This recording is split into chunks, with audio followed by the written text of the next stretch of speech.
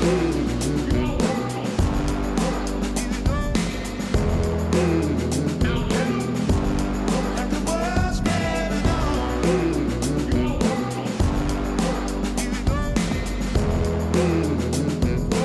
then, everyone, welcome to the Wedding Mavericks podcast with Lindsay and Jules.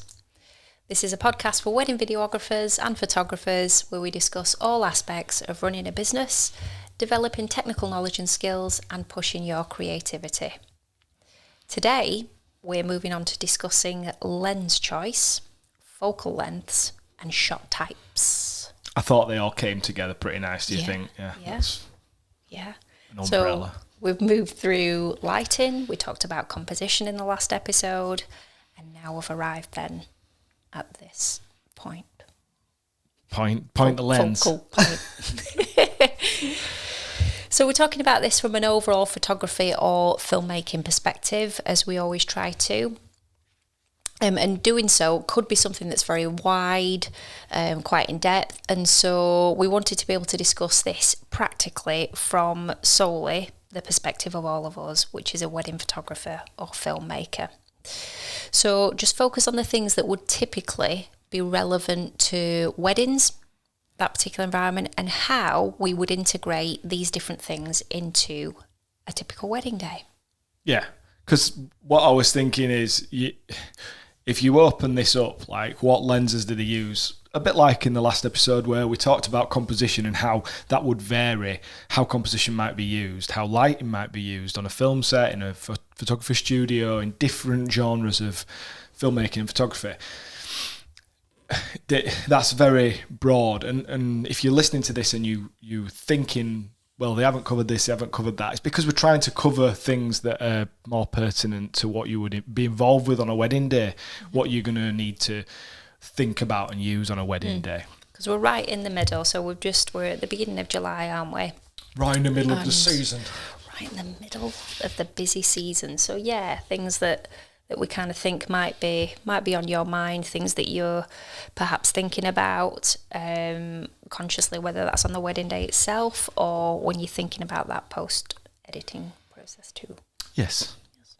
So let's start with lens choice. And what we'll start by talking about is whether you're going to use a prime lens or a zoom lens. Because I think that is the basis of it. They're the two different types of lenses that we can use. And I think that sometimes people have a very specific, not everyone, but sometimes they have a very specific opinion about whether they should use primes or zooms. Like you do tend to find a lot of people either in one camp or the other, and they feel very strongly about it. I very strongly use primes. Prime lenses are better than zoom lenses. You're getting a bit bojo. Well, it's because he's been on telly today. Yeah, he's resigned and all that. So, but, you know, for me, like we've talked about, did an episode about equipment. We've talked about equipment in relation to other episodes. These are just tools. It's just stuff to use to get the job done. Yeah. So, saying primes are better than zooms, I don't agree with that statement. I think that they both are tools and they have places. So there are places where a prime lens would be better, places where a zoom lens would be better. A lot of the time you could just pick primes or zooms and get the job done. But it isn't a case of, I don't think anymore that it stands up that prime lenses are better than zooms. No, because there are, you know, you've been using one for a couple of months now, a new zoom lens, and the flexibility that has given you in what you do. Absolutely. Particularly when we are doing film and photograph together. So yes, as you say, and that's simply because the technology that's been sort of developed, you know, what once was, whereby, yes, primes were of a far better quality than your zoom lenses. I think we would comfortably argue that that's not necessarily the case now. Yeah. And so it's worth, if you have always been a prime shooter, it's certainly worth considering. Yeah, and vice versa as well. Yeah. If you've always stuck to zooms, because you might have learned off somebody who was you might have like followed someone or learned from someone who was, yes, you should use zoom lenses, and maybe you've never really invested in prime lenses and like a really nice, good, expensive prime lens, and you will see the difference. I'll tell you that for a second. You put some money into a really nice lens, you will see the difference. But again, there are lots of reasons to choose one or the other, or to mix them up. And sometimes it's going to come down to your means, your budget. If you've got to make a choice, you can only afford one or two lenses. You can't be getting every prime under the sun. And so a zoom lens is definitely going to be, if budget constraints are a thing, I think a zoom lens is always going to trump that on that. Mm-hmm. So let's just go through very quickly why you might use a prime and why you might use a zoom. So you might use a prime lens because they have wider apertures. So the more expensive, more higher end prime lenses will shoot at f1.2, f1.4, 1.8. So you're going to get that wider aperture, you're going to get that shallower depth of field, you're going to be able to let more light in. So in darker situations, they're going to be more useful without having to introduce artificial light and what have you. They tend to be smaller and lighter. Not always, but generally they tend to be smaller and lighter than zoom lenses.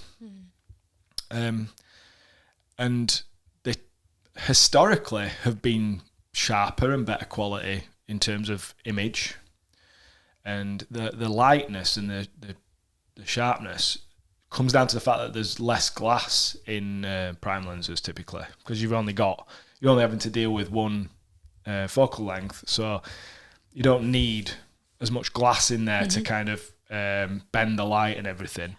So they tend to be smaller and lighter and things like that. But I do think, unless you're using a kit lens as a zoom lens, I don't think that the quality thing stands up in the same way anymore. I think there are lots of manufacturers, lots of camera companies and third-party lens manufacturers that are making zoom lenses now that the image quality is just as good as a prime lens. And I'm not saying that because I've read it somewhere. I'm saying it because we've invested our own money in prime lenses, zoom lenses. Until recently, I had about 15 lenses. Sold loads of them, haven't we? Because they just didn't get used. But we've used lots of different lenses, and we've used them and compared them, and just based on sort of the image quality, you'll always get different images, as we'll go on to, from different focal lengths and different types of lenses. But essentially, I don't think saying zoom lenses aren't as sharp as primes, that's not right anymore. No. But what zoom lenses are, they're typically going to be bigger and heavier, so that's not going to be as good. You can't get as wider aperture with most zoom lenses, not all, but most zoom lenses. And I'm yet to find a zoom lens that goes down to like f1.4 or whatever.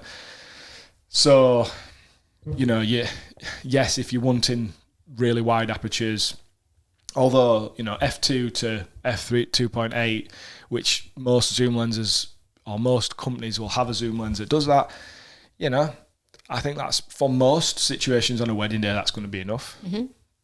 Even in dark rooms now, cameras tend to be better in low light situations than they used to be.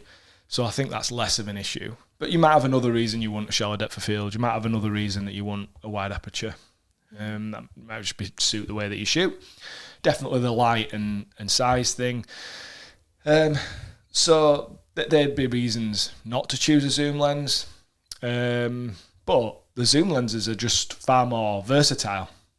If you want to shoot, I think you'd struggle to shoot an entire wedding day at one focal length. I'm not saying it can't be done, because I know that people do. There are some people that do it. But I think you would struggle to get the perspective on everything that you would like. It's not that you can't do it, it's just that is it gonna be like the best it could be? And if you've only got one camera and one prime lens, and bearing in mind you're going to be stuck at that focal length. So if you choose something that's more telephoto, you're stuck with it. If you choose something that is wider, you're stuck with it. So you can move around, you can get closer and further away from the subject. But as we will talk about in this episode, that's not the only reason to use getting closer and farther away from the subject is not the only reason to use different focal lengths. So a zoom lens, particularly one with a decent zoom, like a 24-70, that does change that. It does give you those options. It's much more versatile. So you can use one body to get most of the shots then. Not that you should shoot a wedding with one body, you should always have a backup. But what I'm saying is we're talking about, rather than switching lenses all the time, it's just good, isn't it, to have that flexibility. Yeah. So that, in summary, is, unless you're using a kit lens that isn't very good and wasn't intended to be very good and doesn't cost very much, I think that zooms and primes are as good a quality as each other. And I think that the weight and size is a thing, and I think that the aperture is a thing, but I think that most wedding days, from experience, you could shoot on a zoom lens if you wanted to. Mm-hmm. Modern zoom lens. Yeah. We got the 35-150 Tamron. At 35, it's f2. That's pretty much as wide as you're going to need. It might as well be 1.8, do you know what I mean? It's not far off. So you can get nice wide open shots at 35, and then at 150, it goes up to 2.8 aperture, but the compression that you're getting when you racked out at 150 gives you really sort of like nice blurry backgrounds anyway. So I don't think you'd need an f1.8 or an f1.4 lens that did. I don't think they even do one that's 150mm that does f1.4, 1.8. Even a prime lens. So it's irrelevant, really. That'd be my view on the lens thing. What do you think, Lens? I think predominantly through the day, my go-to lens is a zoom lens, is a 24-70. Because I will, when there's two of us, I will start the day at prep for the largest part of the day, and largest part of that first half of the day, if you like. And I just think that because every single one that I will go to is hosted in a different environment, from a hotel room to somebody's house. So you're dealing with bedrooms, kitchen, dining room, that sort of thing, to maybe it's a wedding venue that has a purpose-built wedding sort of cottage or dressing room area, to a lovely stately home.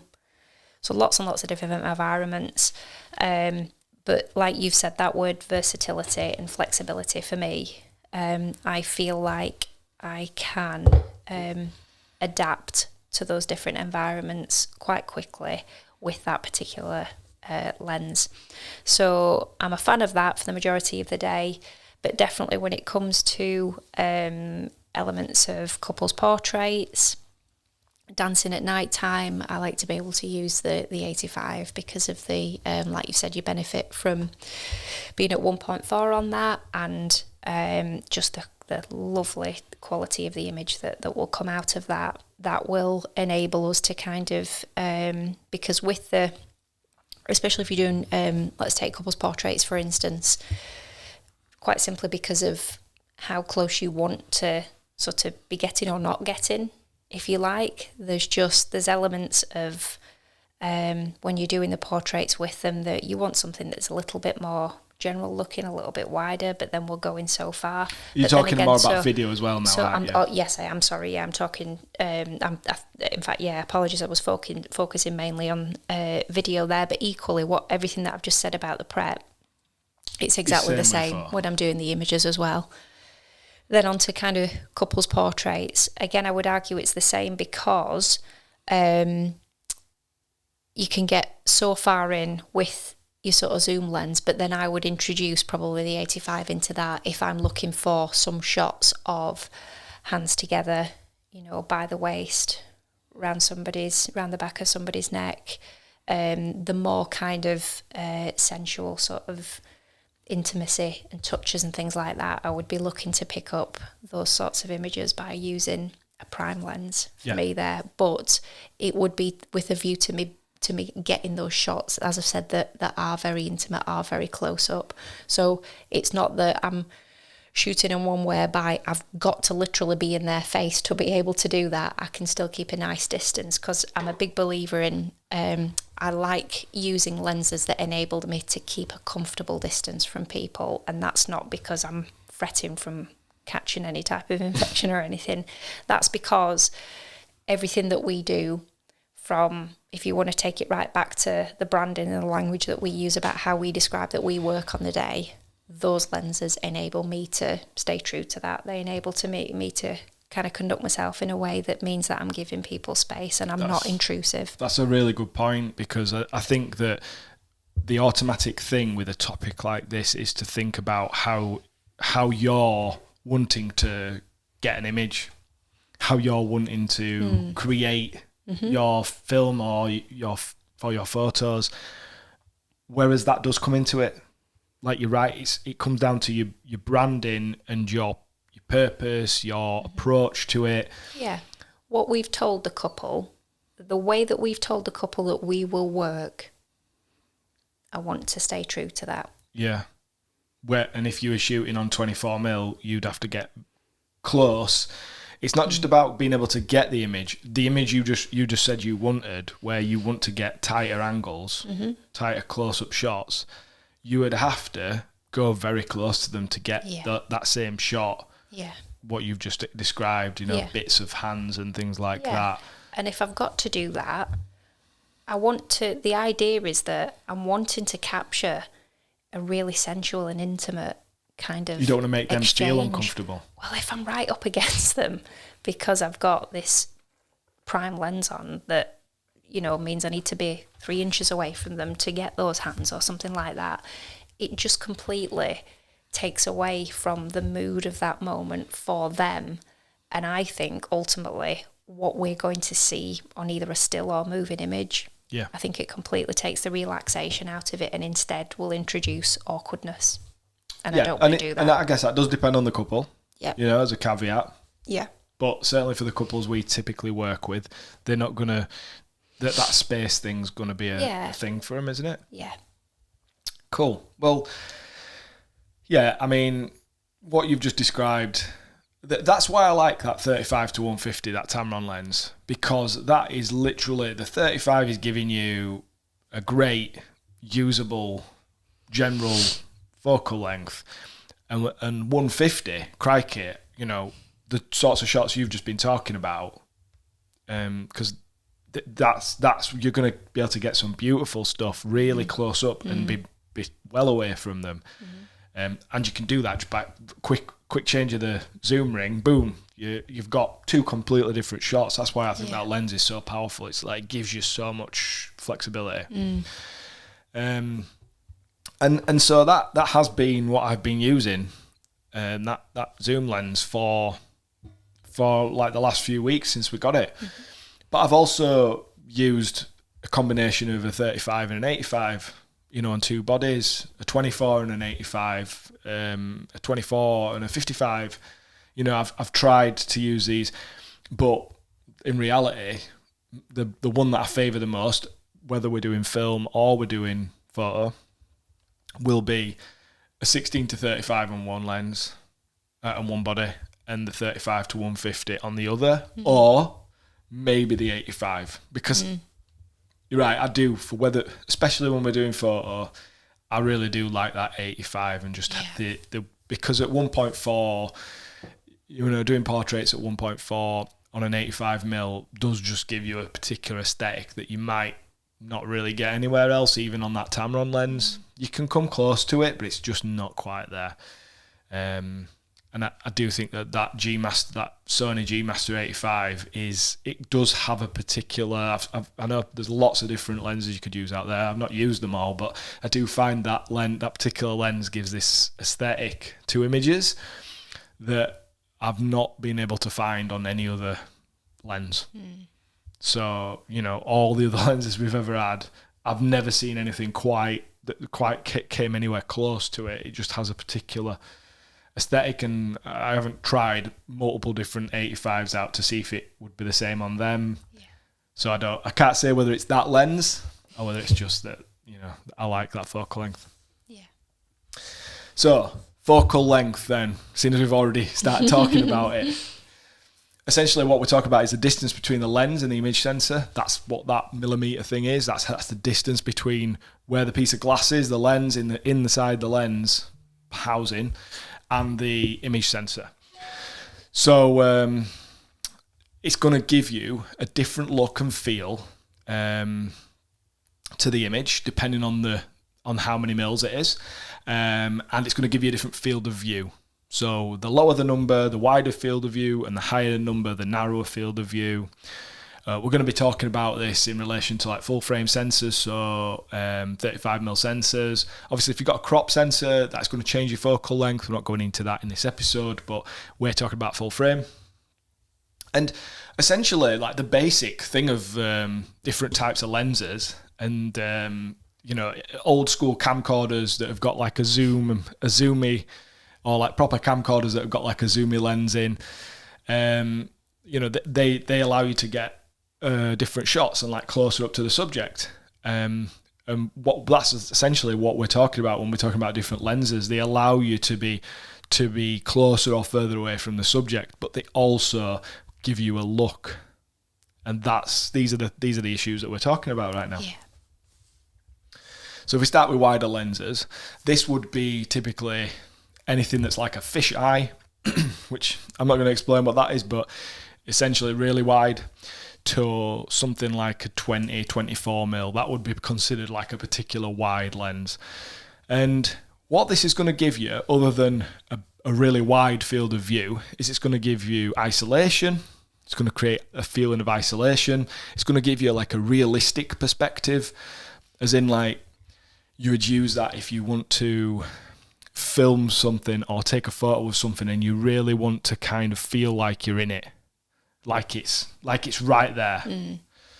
And typically wider angles are less flattering, so they're not ideal for kind of your beauty shots, your portraits, but they do provide this great impact. Like if I'm next to Lindsay and I'm just a few centimeters away and I take a picture with a wide lens, it's going to be very impactful.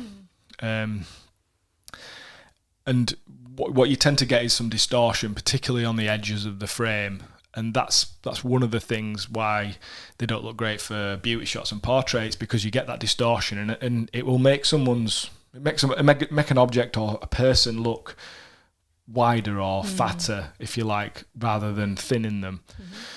It'll accentuate that unnaturally. So that's why people don't typically use them for stuff like that.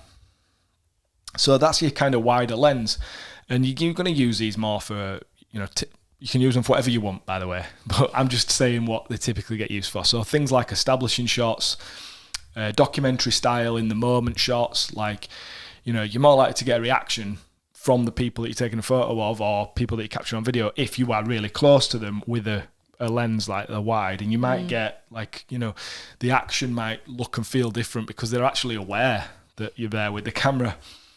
You're going to use them in tight rooms. You're going to use them to show larger groups or larger space, larger subjects particularly if you've got less space to spread people out. So something like at the front of a ceremony, you might, if you want to show the people, all of the people in there, you're going to use one. And definitely for interesting angles, looking down, looking up, we'll go on to that in a second, but using that, mixing that in with sequences, it's quite useful to have a wider shot or wider shots and use wider lenses. Then you're going to have your tighter / telephoto lenses, and this would be usually deemed something from like 70, 85mm upwards. What you're going to get with that is you're going to be able to be further away, because you've got a further reach, and you're going to end up with a more intimate feeling shot. It's going to be, your viewer's going to be more immersed in the shot because they're going to be more focused on it. It will almost feel the longer the focal length, if you shoot at like 150, 200mm, it almost feels like you're being drawn into the shot rather than looking at it. if that makes sense. And because you're further away, before I go into the further away bit, they tend to pull things backwards a little bit. They tend to compress the image. And so what you end up getting is a more flattering looking image. It thins the face out, sometimes depending on how close it, a little bit unnaturally. And your depth of field becomes more like it becomes less naturally as you zoom further in, because they talk about it as compression, but essentially your focal plane becomes less the more you zoom in, so you're going to get that kind of blurrier background naturally with telephoto lenses. And it kind of tends to stack things a little bit more. It tends to pull the things in the background further forward and push things in the foreground further back, if that makes sense. So it kind of pulls everything closer together. That's like a layman's way of explaining it, because I didn't want to go too technical.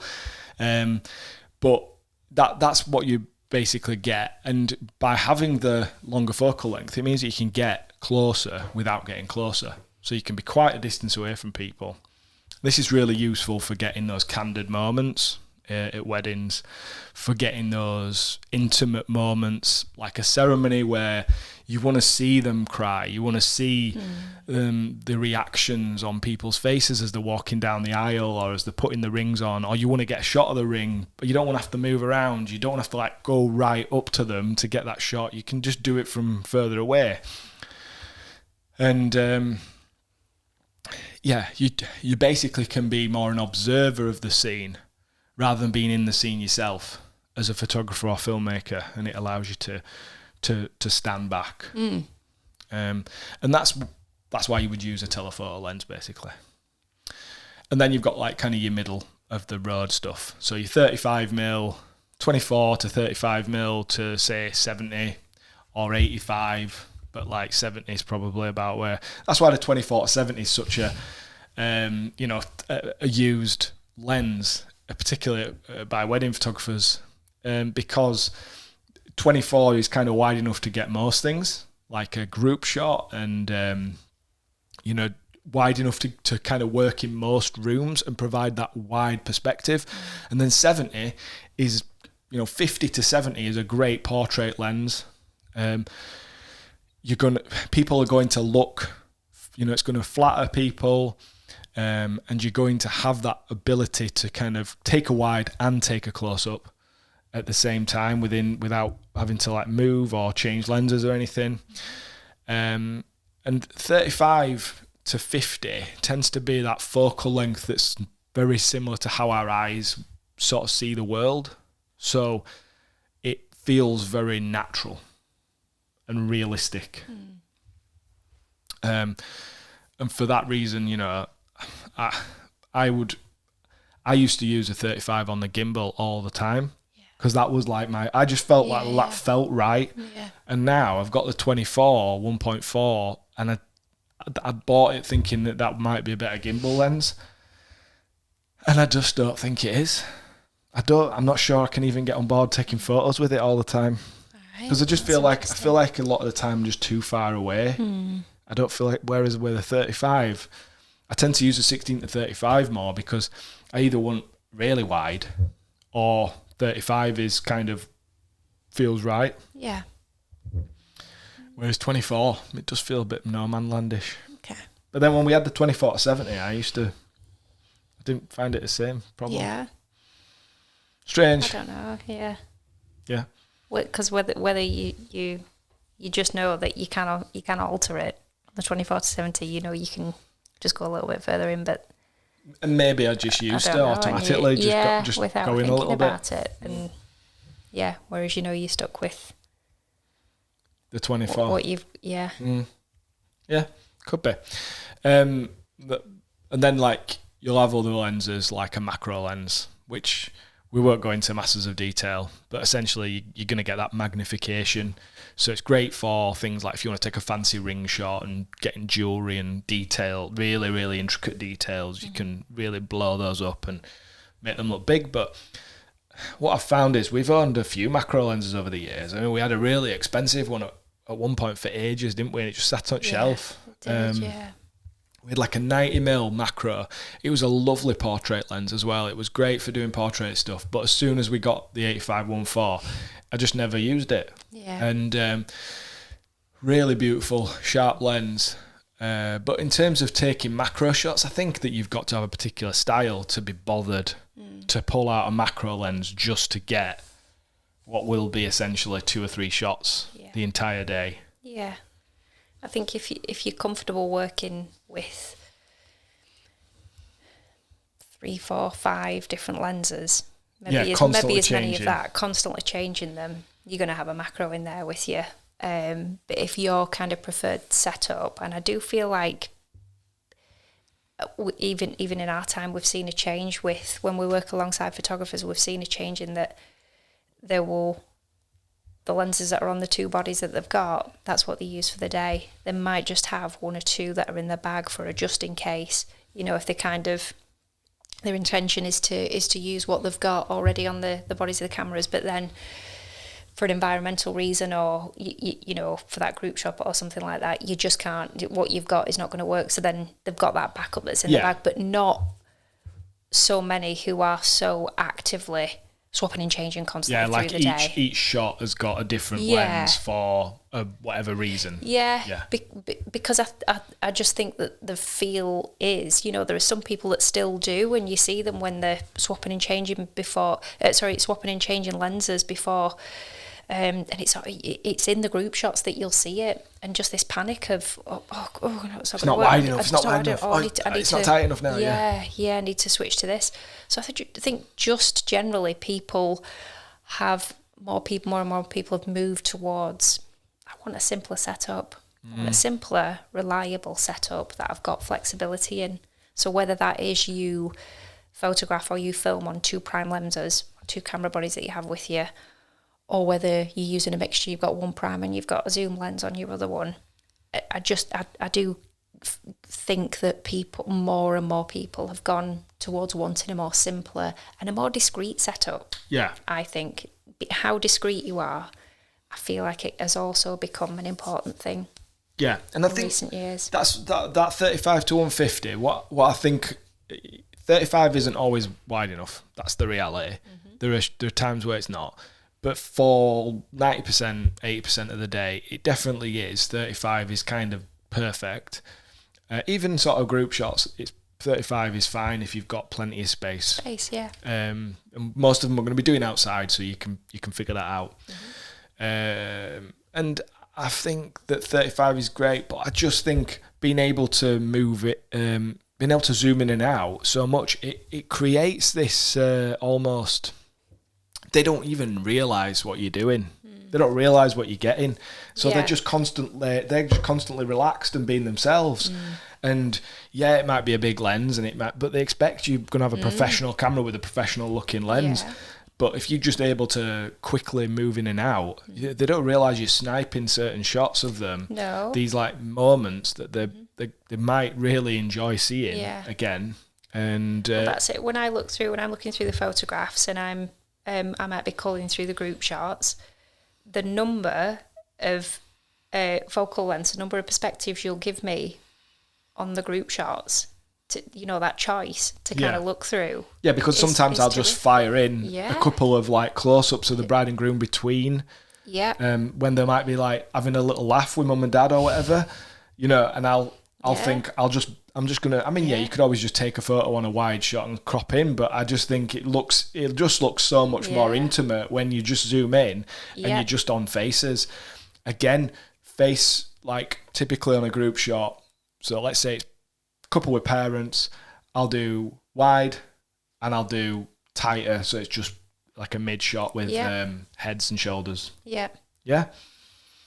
And because I think I'm going to want both. You do a mid as well. You'll do a wide, so there's some nice background. Then you'll do the mid shot of everybody, see the whole of everybody, and then you'll do the tighter shot as well. So it's great. And if you know, that's 3 lenses there on primes, and you know, if you wanted to give that perspective for either you, for when you've got the choice for when you're looking through, when you're culling initially but editing your photographs, or you want to be able to deliver, if that's a really important family photograph or one of the couple, if you were able to give them a couple of different focal lengths on that perspectives, then that's terrific, and we're just talking about photo there, but if we're talking about video, it becomes even more because because we're going to come on to this in a second, but being able to get those different shots helps with storytelling. So we will move it up into that now. So types of shot, that's what we're going to cover, is types of shot are so important, both in photography and filmmaking, and maybe more so in filmmaking, but I think it definitely counts for both because of the context and the storytelling that you are going to be able to infuse by showing more or less of the environment, more or less of the couple. It's going to change your composition. So we talked about composition so much in the last episode and all the different compositional techniques and elements. Well, when we're thinking about composing shots and we're thinking about weddings where things are happening quickly, we don't always know, because we're not working off a shot list and a storyboard, whether it's photo or video, we don't know what we're going to favour and what is going to tell the story best always. So being able to gather different types of shot helps us to have a variety and a options when we're going to either deliver a gallery or an album to someone, or whether we're going to be putting a film together. Yeah, I think I was saying just in the last episode as well that if you are at a point where you've made something that's just been quite chronological through the day previously, but you are looking at just trying to give a little bit more of a creative and more of a time shift it around things. Yeah, through the day. If that's what you're doing, you're giving yourself more and more material to be able to do that. Yeah, that's a fantastic way of being able to. You could. I'm sure some might argue that, well, you're just giving me more to. I've got more to look through there to find the right shot, or I've got more photographs to look through and have to call then. But I think if in your mind you're wanting to kind of develop in what you're doing, and in order to do that, you just want to be able to give this additional element of creativity, that's where it's going to come from. Yeah. If you consciously put the effort into thinking about the types of shot that you're going to take, because you are thinking, right, now I want to start telling more of a story. Yeah, and certainly when I'm editing, I sometimes will think, I wish I had this in a wide, or I wish I had a tighter shot of this. Yeah. Because it's not always possible to, obviously if it's tight and you want wide, you can't do it. If you've got wide and you want tight, it's not always possible to zoom in as much as you'd like. And therefore, it's good to have those options so that you're not feeling frustrated when you're in the edit. Yeah. That's particularly for filmmaking. Yeah. So we're going to couple the shot types with composition and lighting, and it's going to completely transform what that photo means. So let's talk about the basic types of shot, and then we're going to go on to the angles that we will take them from. So cool. First of all is going to be a close-up shot, and that is basically what it says. You're going to be really close and tight. It doesn't mean you're going to be close to the subject taking the photo, because you might be using a longer lens. And notice how we're not going to be particularly talking about lenses when we talk about these, because we've kind of discussed how you might get that, but it doesn't matter. You could get a close-up by going in with a 20mm lens, and you could get a close-up using a 200mm lens. Yeah. They're going to feel different. Yeah. And without seeing that for yourself, you're probably not going to understand it. So I would try it. I would say, do a shot close up with a 20mm and do a shot close up with a 200mm and see what you think if you've got the ability to do that. But essentially, they will give you two different feels. And what you're doing by doing a close up shot is you're focusing the viewer on something. You're showing them something very important, and that could be framing a face. You're framing somebody talking, but you're looking just at their head. It might be a close-up of something, so it's like an object that's very important. We want whether it's a photo or a video, it doesn't matter. Yeah. You know, we want to show this person those rings. We want to show the person that letter. That letter, I was just going to say, yeah. Yeah? Yeah. And we're going to do that by having less distractions, and we're filling the frame. So again, it's crossing over into composition because we're filling the frame, we're isolating the subject, and we're doing a close-up shot of that because it's very important. And we want these shots to be intimate and immersed. We want the viewer to feel like it's an intimate moment and they're immersed in that. So that, you know, whether it's a subject or an object or whatever. Yeah. With that letter, you're going to be, you know, you'll be off to, you would, if it was me, somebody reading a letter, I'd be off to the side, I'd be off at an angle. I wouldn't be taking an image or a clip from directly above the letter, looking at the whole thing. What I would be looking at is the person reading the letter, and my shot then, what I would be filling my screen with is the letter in their hands. But I want to have it so focused on that letter so that the whole thing's not completely within focus. There's a very... You're jumping forward Am again. I doing it again? So, A, you're Sorry. talking about sequencing that you're going to be talking about in a minute. And B, you're talking about an extreme close-up. I'll let you continue. The point I was trying to is that though you may be filling your frame with this in its own right, so just as you're sat on the desk now and those watching you will kind of see this, you know, around your sort of your forearms and your hands, you might have you might be holding the letter and your hands there. So that might be the full frame. But actually what the focal point for me will be is some of the words on the letter. Yeah. And what will draw me in, what I'm aiming for in that image or in that particular shot, is I want the person looking at it to kind of double take and look at it, and I want them to be looking at that word love or you know, another meaningful word or passage that's on there. That's what I want them to be immersed into. Absolutely. Because you are looking at something that's so personal and so intimate. Yeah.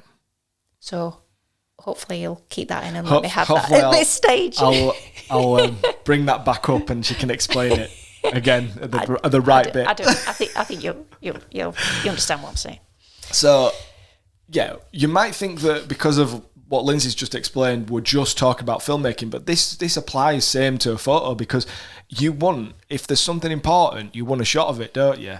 You know, whether they're going to put it in a wedding album, but for that gallery, if you're going to be delivering hundreds of photos, you want to know that you have taken shots of those important elements, and everybody will likely do this. It depends on your style. Not everybody's going to focus on a lot of details and things, but certainly if you're the sort of photographer that delivers details, you deliver shots of jewellery and shoes and dresses and flowers and things like that, because you know that the couple are going to want to see those back.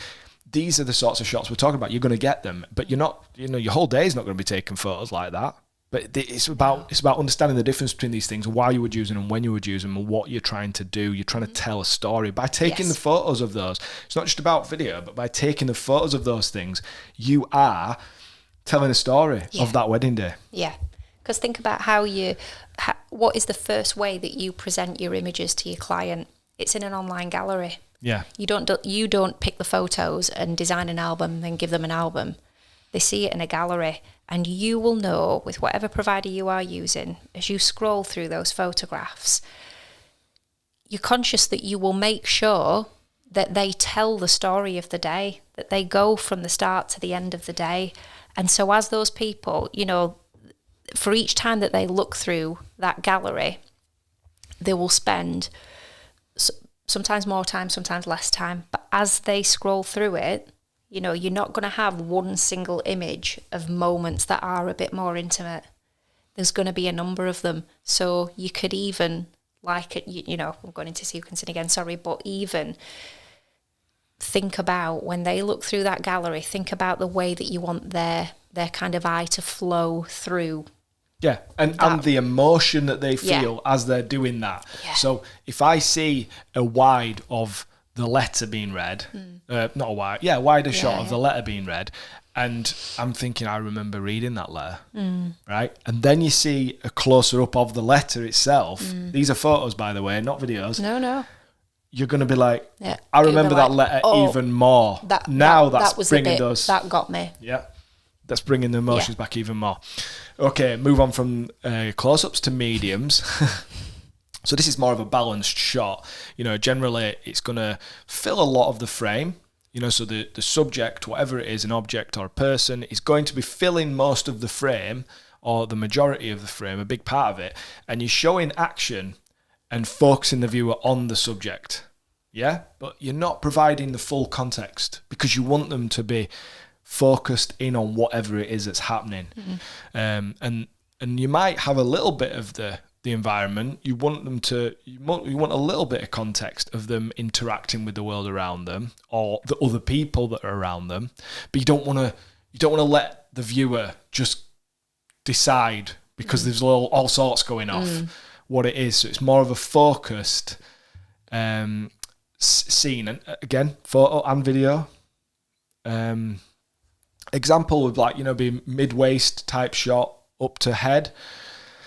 And a variation could be where you've got like people talking. So like in a video sort of sense, it'd be like an over the shoulder shot. So like, you might have a camera angle that's looking at one member of the couple, and then another camera angle that's looking at another member of the couple. You can see them conversing. You can switch between the two. And this would be like a medium shot. It's called an over the shoulder shot as well. But essentially that's what we're doing. And your small group photos, or like interactions between two people. Think parents and the couple when they're getting ready. Shots of the couple, shots of like the bride or groom or whoever when they're getting ready, and you want to show them. You don't want to show the close up of their face, but you want to show them having the hair done or whatever. That's going to be kind of a mid shot. And that is, it's probably going to be your most used shot of the day, I would say. You're going to, this is the ones that are really kind of capturing a moment, really driving the story, whether it's photo or video. Yeah. And it's going to feel like reality. It's basically, these shots are like what you would see. So if you were watching this from a first person point of view, it's like what you would see. Yeah. I was just going to say, so just some photos that we sent to a client recently, the kids playing Jenga outside. Yeah. And just, there's this sequence of photos that you did, and the whole thing of, the Jenga tower falls over. But exactly what you've just said, that was how you were watching it play out. So, yeah, because it was through my eyes. Yeah. And those were your mid shots. And you were watching those two boys play that Jenga, and it falls over, and then you've got one who's devastated, and his hands are on his head, and then this other kid who's literally jumping for joy because he's just won it. And the character that the expression and kind of exactly how the kid who's just won the game is feeling, exactly how the kid who's just devastated because he's just pulled out the block that's made it fall over. And those were, like you've just said, that's how you've just seen that as it's happened. Yeah. And they yeah. And that's why your medium shots, your mid shots are like those ones that probably carry the most emotion and they carry the most story. You need the close-ups and you need the wides to be able to provide context and enhance that story, but your mid shot, your medium shot is what you're going to use the most. Yeah. Yeah? For a wedding anyway. Yeah. Okay, so, and then we'll go to like long and wide shots. So showing the environment around the subject, so rather than there just being a subject and you're close in and you're focusing just on that, these are the shots where you can see your person in their environment. You're providing context to whatever it is that they're doing, whoever they're with, whatever's taking place at that moment. So this would be your wider, your wider focal lengths, shots of the full ceremony room, and you would use these more for your kind of group shots and things like that as well. And essentially what that looks, sometimes that can look a little bit like they're isolated, the subject's isolated, and that the viewer is like looking in onto them, if that makes sense. Not always. That's at a wedding, it might not feel quite like that. Depends how you shoot, really. I don't know. So two kind of variations of that would be extreme close-up, which Lindsay's already kind of mentioned about, where she's gone into that letter really close.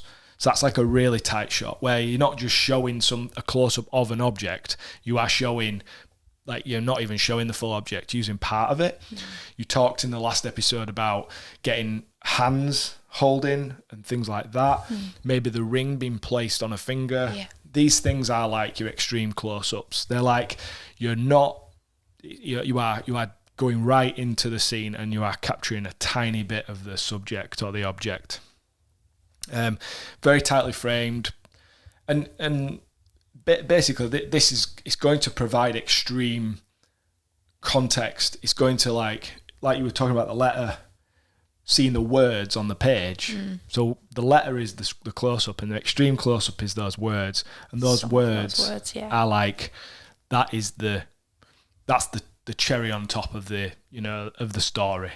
You've told a great story, and then you just really sealed the deal with that extreme close-up. Or your extreme long shot, extreme wide. This is going to show lots of environment. You're going to be quite far away, and this is going to be typically, you might use this to put a subject in there, like a couple, and show a massive environment. People do this very much with creative portraits, off-camera flash stuff, things like that, because they will have a small couple, big environment using architecture and other physical things in the environment, or showing like a landscape or whatever. Or this might be like your establishing shots. If you're making a film or you're taking pictures of the venue, maybe you're taking it from a drone or something like that, these would be potentially extreme wide, extreme long shots. Yeah, and that in itself will be one in a sequence, won't it? Whether it's a clip or whether it's an image, you may begin with that extreme wide, but then in addition to that, you'll look to other focal lengths as well, because you're always thinking storytelling. You're not just going to show a massive wide shot of this place. Exactly. Because could be anywhere. So what we're going to do is we're going to talk about angles, and then the sequencing is basically putting these together, putting these different types of shots at different angles together to help with the story. Okay, I'm going to stop jumping ahead of this. So, angles. Your standard angle is going to be pretty much eye level, eye line. So whatever you would put the camera up to your face and take a photo or press record, and it's what you're seeing through the back of the screen on the viewfinder, whatever, that's your eye line, and that's what a person is going to see. So it's like we're all programmed to see what we see with our own eyes, and so when someone takes a photo or gets a video clip, they expect it to be about that level, taken from about that level, and anything away from that level or away from the angle of which you would look with your eyes straight out is going to look a little bit off, because that's what we're used to seeing when we walk around. We're used to seeing everything at that level. So it's going to be, if you want to make things look and feel natural, you're just going to take them at eye level, and you're going to take them with like a straight horizontal line. Do you know what I mean? So your horizon line, whatever you see in the distance, wherever the sky meets the ground type thing, is usually going to be, straight line, similar to eye level. And that is kind of going to feel natural.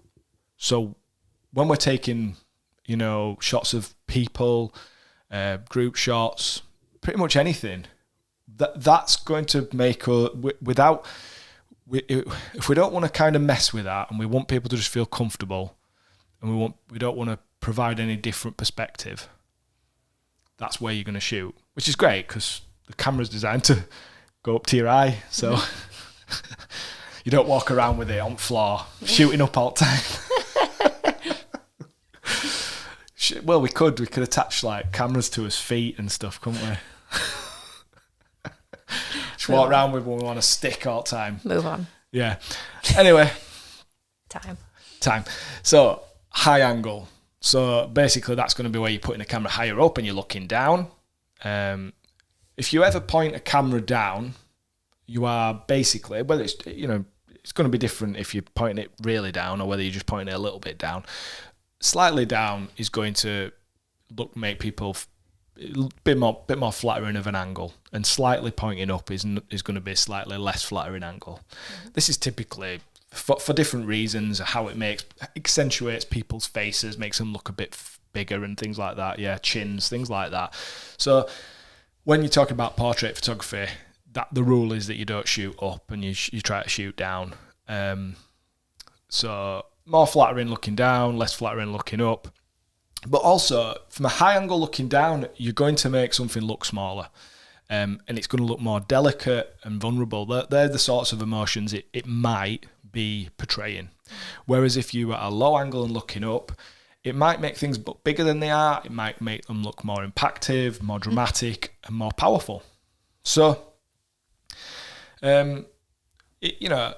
why might you use those things? Well, for instance, it's nice to shoot down sometimes if you've got a group of women who are enjoying a moment, because I think it looks very delicate, and if you've got, like, for instance, like all the girls are like going and doing a cheers with the glasses, and you just slightly shooting down on that, I think that will look really lovely. Yeah. Because it looks like delicate and like a little bit vulnerable. But then if you've got a group of lads and you want to make the groom look like, powerful and with the boys, right? Then you might get low and shoot up. These are just really kind of some examples. You might use angles and shoot up and shoot down for lots of other different reasons, and combining it with those composition things we talked about. Yeah. Where you want to make something look bigger and more pronounced in the foreground than you do in the background, you're going to shoot up. So, for instance, if you want your couple to look bigger and the building that they're in the background on the other rule of, using the rule of thirds, and you're wanting that to look smaller, you might shoot up then. Yeah. And things like that. But these are just, there's so many different things, and I think without having a go at it, I don't think this is something that you can just learn and listen to someone telling you what to do and then you just do that. Yeah. I think you have to practice, and I think you have to experiment. Definitely. It's just it's another option giving you literally a different perspective. And when you look at it in post, you can make a decision as to whether or not you think that that's something that fits quite nicely in and amongst this story, or maybe the aesthetics of something are very, very are very important to your client, or they're important to you, and you just think, no, absolutely not, I would not shoot upwards from that angle at all. It's just another option. Yeah, just another option. I mean, those two examples I just gave, they are literally two images that popped into my head where I've done those two things. One was years ago, Steph and Tom's wedding, where they were doing like a drinks thing in the bedroom, and then the other one was like the other week with Bethany and Lyndon's, where they were doing they wanted to do the Peaky Blinders walk. They all had like the Peaky Blinders type suits on, and they all wanted to like do a walk, all the lads, and I shot that up because I wanted to get the drama of the sky, and I wanted to make them look big and powerful. Absolutely. Like they're kind of the examples that come to think. But you like to, because you almost started talking about in the last one, you like to shoot up a bit. So what's your thing? Yeah, I like doing it in prep sometimes, because you might find that the bride, if she's sat in a chair, she's in a slightly elevated position. Yeah. Or and I'm thinking of somewhere like Priory Cottages, for those that might know it. So you have these are little cottages that will have a staircase within this little mini home, this little cottage that they might be using. And so when you have somebody in a slightly elevated position, obviously you need to be conscious of, especially with brides where they're wearing, the robes, or they might have silky pajamas that are shorts and a top. So you are always thinking about doing it in a tasteful way, and not wanting to sort of do anything that people might worry is unflattering necessarily. But it is just literally that it's a different angle, because I'm always thinking that, again, it's coming back to what I know we tell our couples that we're about and how we work, and we pride ourselves on, you know, we work differently to some of the other photographers and videographers out there, because I think that we do try new things, and we don't do no carbon copies is something that I like to say. And so I don't want to see the same images all the time. I want us to be able to come up with new ideas for every wedding that we do, to keep it fresh, to keep it interesting for us, to make it nice and unique, because that's what we're telling our clients that they're going to receive. I want to try new things. And so if that standard eyeline angle, if that's all we see when we look through a wedding album, it will become boring. Yeah. And so there's not as much interest there, and it's that you're not getting as well.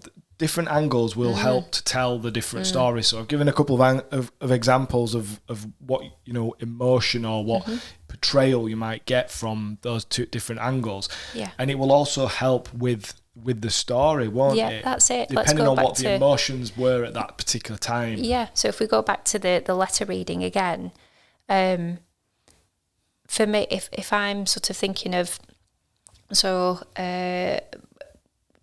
we've had a couple recently, Charlotte and Sam popped into my mind, but I'm thinking of sort of Sam's photos as he's reading his letter.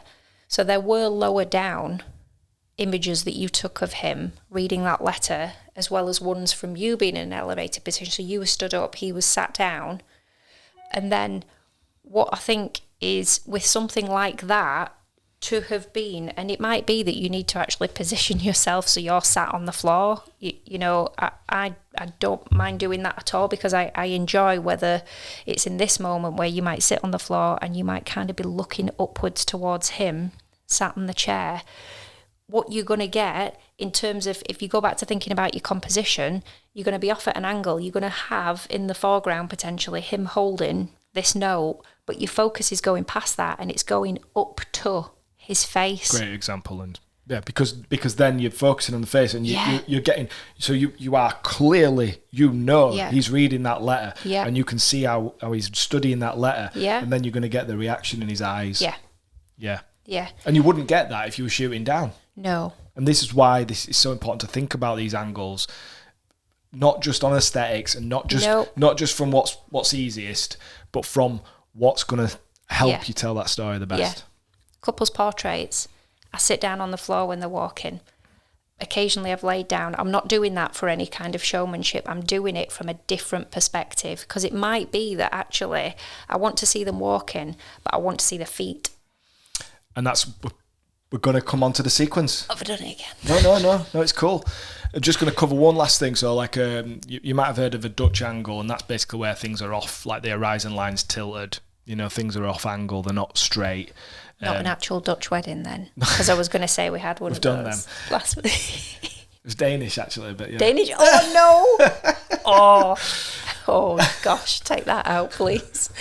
But yeah, you're going to see that the Dutch angle, you might want to use it in a wedding. I would say that that's going to get used more in your more quirky type weddings, or if you're using a particular type of composition where you're using lots of like shapes and patterns and architecture, or in like a fast upbeat wedding edit film, something like that, a Dutch angle might work. But generally you want straighter angles, because unless there's a reason to do an angle, you're not going to want to probably do it. So go on, Lins. Let's talk about the sequencing. Okay. Seeing as that it's so important, and it does apply for photo as well. But I think this is going to be more pronounced for video, more important for video, this bit. Yes. So I say it a little bit through gritted teeth, just because the focus is for us, okay, and kind of our craft and what we want to be able to create for people. What we will have recognised is that more recently, because of the nature of where the social platforms are going in terms of the composition that they want to be able to use on their feed of photographs, what our clients are also interested in is how's something going to look on the carousel or on the feed. Okay, so sequencing, whether you're thinking about this, and I would say in the grand scheme, we're thinking about this for the album or the gallery that clients are going to see, or for the films that you are going to produce for them. Okay, yes, they will consider it in terms of a cat. So the reason I'm talking about carousel as well is because we are thinking of a sequence of photographs. So you'll know on Instagram, for instance, we can put up to 10 images in there. If clients are going to start creating reels, they can put as many as they want, can't they, over a piece of music over it. But let's take an example of, and I think it was in the last episode, you also use this example of a confetti shot. Okay, so if there's two of us, this is much easier. But even still, if you're filming and you do it, so you're 30 to 150. No, yeah, 35 to 150 lens, that big one. Yep.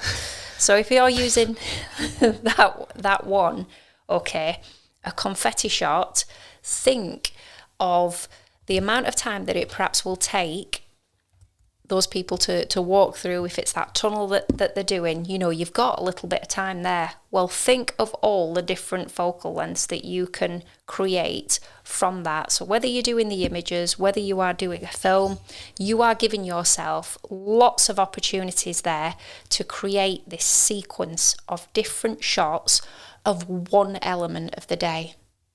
Yep.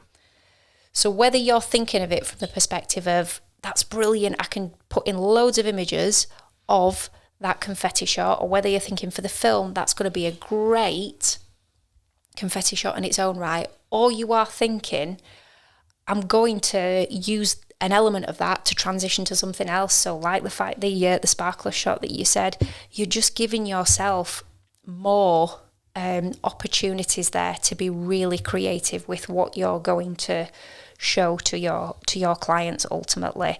So think of all the different elements of the day, okay? Whether it's during the ceremony, whether it's your couple that's dancing, whether it's other members of the wedding party, okay? Every single shot tells a different story. And if you are thinking about the environment that you're in, so then you're looking at the wider shots, think about then the mid shots, think about then the more intimate shots that we've spoken about. If you're on a zoom lens, that's the perfect tool to be able to give you that sequence as we've said. And so I'll just to kind of, I think because I touched on it in the last episode, and also I've kept referring back to it in this one as well, I think you'll understand where we're sort of coming from with that. In terms of storytelling, think sequencing and think different focal lengths for what it is that you're looking at. So, yeah, in a nutshell, we're always trying to think, not necessarily with every single shot of the day, because some shots just will suit a particular shot, and sometimes you'll want to show something continuously, so you won't want to be moving around focal lengths or angles, but you want to be thinking close up, mid shot, wide shot, for like a lot of things, and you also want to be thinking about those different angles. And by combining the different angles we've talked about and combining the different types of shot, what we end up with is the ability to draw the person into what they're looking at even more by sequencing. I mean, start coupling that with audio and music and other things that will go there later. But, you know, essentially having those different shots and different angles helps you to tell that story, even with still images. Yeah. And it's just, it gives it more character, it gives it more feeling, more emotion. And we'll use that word again, immersive. That for me, again, I'm sorry, that's just because that's part of the narrative that we use. The wedding film's not just about watching, or the photographs, it's not just about watching it back once or seeing it again once. It's about 10 or 15 years from now. Will you be re-immersed into that? Yeah, will it take you back? And so an example would be, if we go back to like the letter reading or whatever, they're reading the letter and it's in prep, for instance, and so maybe you start off with, putting a film together, you start off with an establishing shot outside the room, and then your next shot would be an establishing shot within the room. Then you might go into a kind of wide or a mid shot of the person reading a letter, and that might be from an angle of above or looking up. Then you might go to a close-up from a different angle of like their face and their facial expression reading the letter. And then you might go to an extreme close-up of the letter. Mm-hmm. And all of that is basically the same thing, but just from 6 or 7 different shots, 6 or 7 different types of angle. Yeah. And then when you imagine that you've recorded that person reading that letter as well, and that's going to be over the top of that, that's going to be super powerful. That's going into other topics, by the way, but I've got to go and pick the kids up from school now, so we need to wrap this up, don't we, Linz? Yeah, I've enjoyed these. I enjoy them all, but I've enjoyed these last couple of episodes because it's nice to kind of talk through what our kind of thought what process is we're actually doing. Yeah. So, and equally to that end, it'd obviously be nice to hear from you guys about what you think about what we've talked about in this episode, and whether you have a different perspective on it, or opinion on it, I should say. I've used the word perspective a lot in this episode. But yeah, if you have any suggestions at all about, or any feedback, about this, or any suggestions about future episodes, the best way to get in touch with us is to reach us at Wedding Mavericks. Thank you so much for watching and listening to us once again, and thank you to Divine Studios for sponsoring the podcast for us today. Thank you for listening and stopping by. Have a great week, and we'll see you in the next one. See ya.